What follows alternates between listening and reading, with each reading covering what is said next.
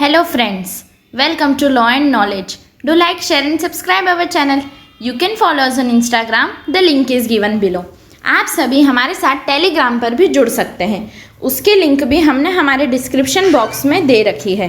अगर आप हमारे टेलीग्राम चैनल से जुड़ जाते हैं तो आपको बहुत सारे फ़ायदे मिलेंगे, जैसे कि अगर कोई न्यू नोटिफिकेशन है तो उसके बारे में डिटेल्स मिलेगी, वैकेंसीज़ के बारे में जानकारी मिलेगी, कोई भी नए अमेंडमेंट्स होते हैं, नए केस लॉज है, लैंडमार्क जजमेंट्स है, जो भी है वो सब हम आपको बहुत जल्द से जल्द प्रोवाइड करवाते जाएंगे।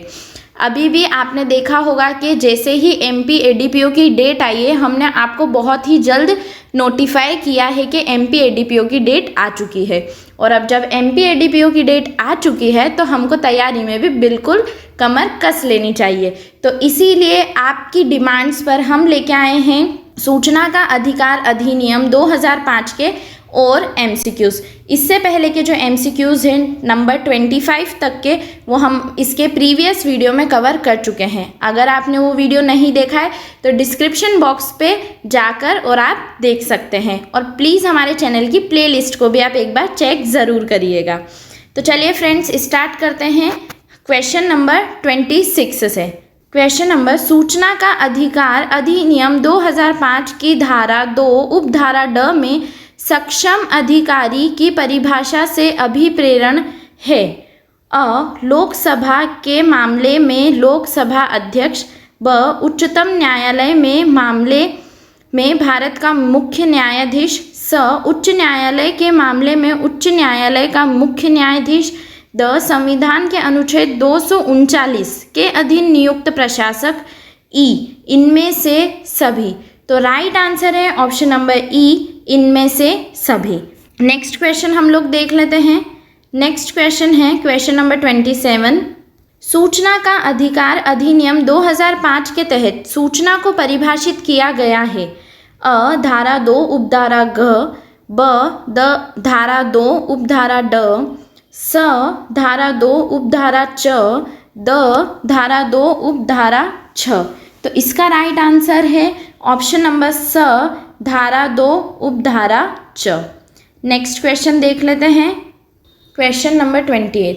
निम्नलिखित में से कौन सा कथन असत्य है? सूचना से अभिप्राय ऐसी सामग्री से है जिसमें सूचना सम्मिलित है। किसी इलेक्ट्रॉनिक रूप में धारित अभिलेख, दस्तावेज, ज्ञापन, ईमेल। ब मत, सलाह, प्रेस, विज्ञप्ति, परिपत्र, आदेश, लॉगबुक। स संविदा, रिपोर्ट, कागज पत्र तथा आंकड़ों संबंधी सामग्री। द किसी प्राइवेट निकाय से संबंधित ऐसी सूचना जिस तक किसी लोक अधिकारी की पहुंच नहीं हो सकती है। तो इसका राइट आंसर है ऑप्शन नंबर द, किसी प्राइवेट निकाय से संबंधित ऐसी सूचना जिस तक किसी लोक अधिकारी की पहुंच नहीं हो सकती है। नेक्स्ट क्वेश्चन हम देख लेते हैं।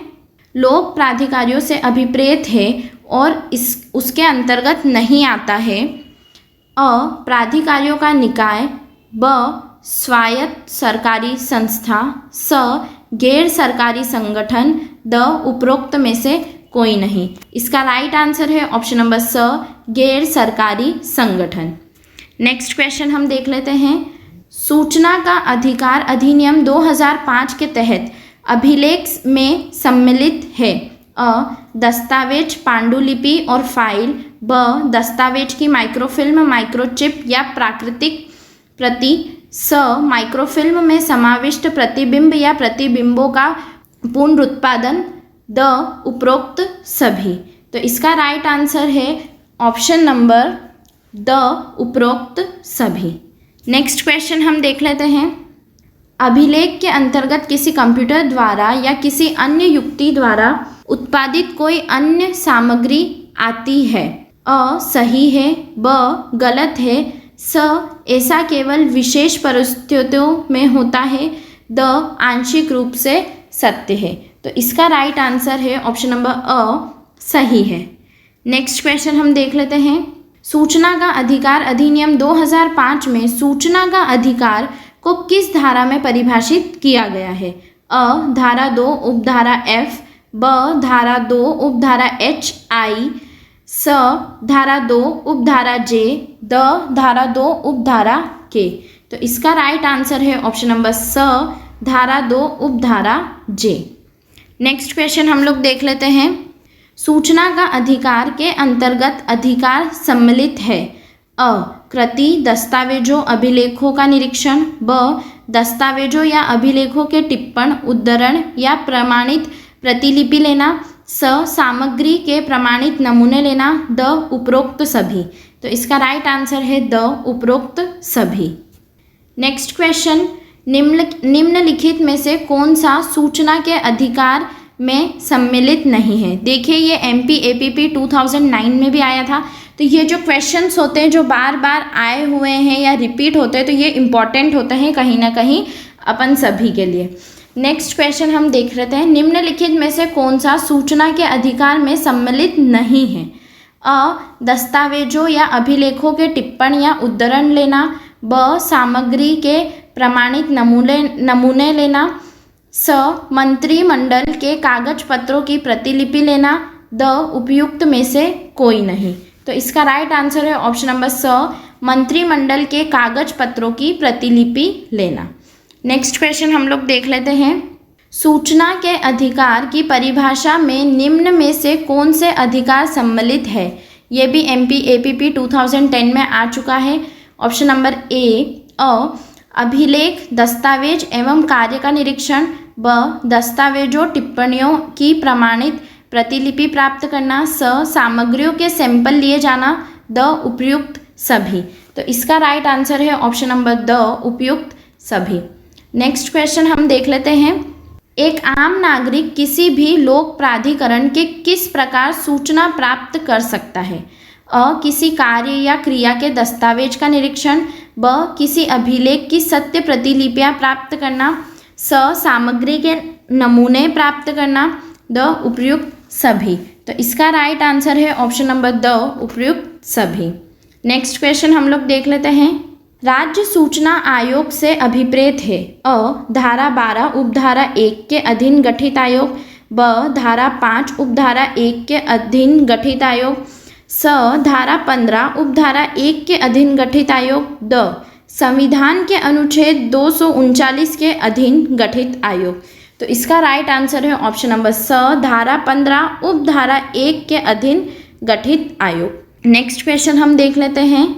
सूचना का अधिकार अधिनियम 2005 की धारा 15 की उपधारा 3 के अधीन नियुक्त आयुक्त से अभिप्रेत है। अ मुख्य सूचना आयुक्त और सूचना आयुक्त। ब राज्य मुख्य सूचना आयुक्त और राज्य सूचना आयुक्त।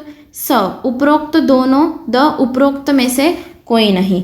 तो इसका राइट आंसर है ऑप्शन नंबर ब, राज्य मुख्य सूचना आयुक्त और राज्य सूचना आयुक्त। नेक्स्ट क्वेश्चन हम लोग देख लेते हैं। सूचना के लिए अनुरोध करने वाले व्यक्ति से भिन्न कोई नागरिक होगा। अ पहला पक्षकार। ब द्वितीय पक्षकार। स तीसरा पक्षकार। द मुख्य पक्षकार तथा मध्यस्थ। इसका राइट आंसर है ऑप्शन नंबर स, तीसरा पक्षकार। नेक्स्ट क्वेश्चन हम लोग देख लेते हैं। तीसरा पक्षकार से अभिप्रेत है और इसके अंतर्गत आता है। अ कोई लोक प्राधिकारी। ब सूचना के लिए अनुरोध करने वाले व्यक्ति से भिन्न कोई नागरिक। स उपरोक्त दोनों। द केवल सूचना के लिए अनुरोध करने वाला कोई व्यक्ति। तो इसका राइट आंसर है ऑप्शन नंबर स, उपरोक्त दोनों। नेक्स्ट क्वेश्चन हम देख लेते हैं।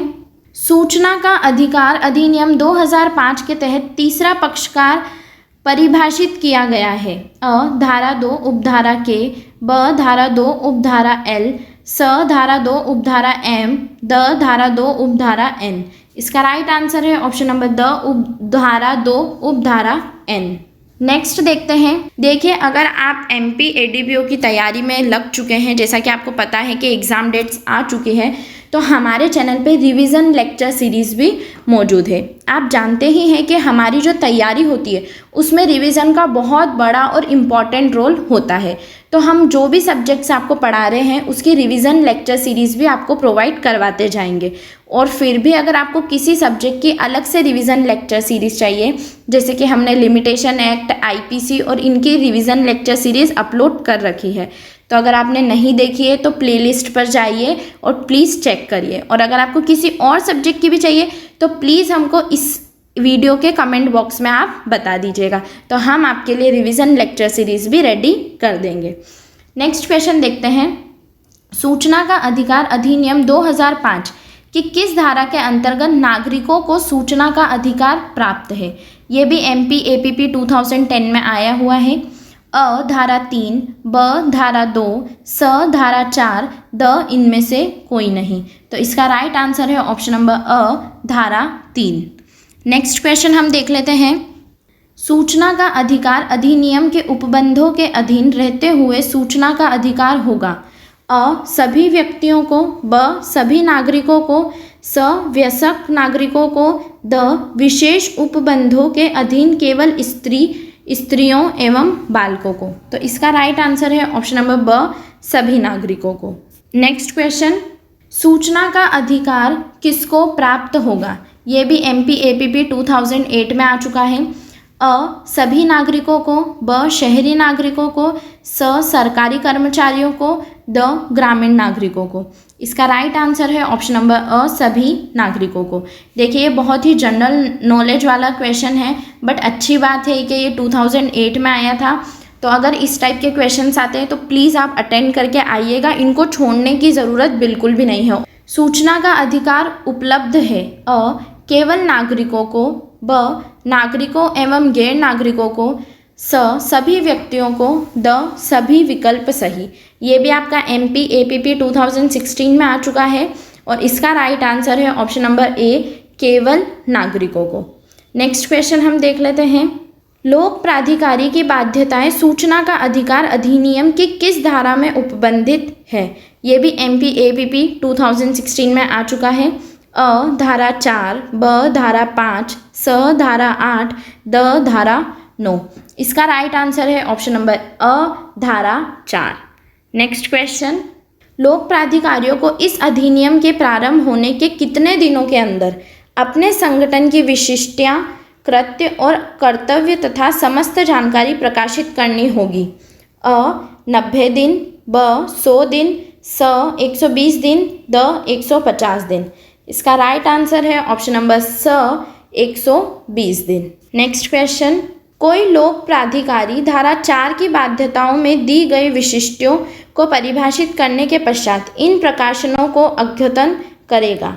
अ प्रत्येक माह में, ब प्रत्येक 6 माह में, स प्रत्येक वर्ष में, द प्रत्येक कालावधि के पश्चात। इसका राइट आंसर है ऑप्शन नंबर स प्रत्येक वर्ष में। नेक्स्ट क्वेश्चन हम लोग देख लेते हैं। प्रशासनिक एककों या अधीन कार्यालयों में सूचना प्रदान करने के लिए लोक सूचना अधिकारीगण या राज्य सूचना अधिकारीगण अभिहित करेगा? अ प्रत्येक लोक प्राधिकारी, ब राज्य सूचना आयोग, स केंद्रीय सूचना आयोग, द समुचित सरकार या सक्षम प्राधिकारी।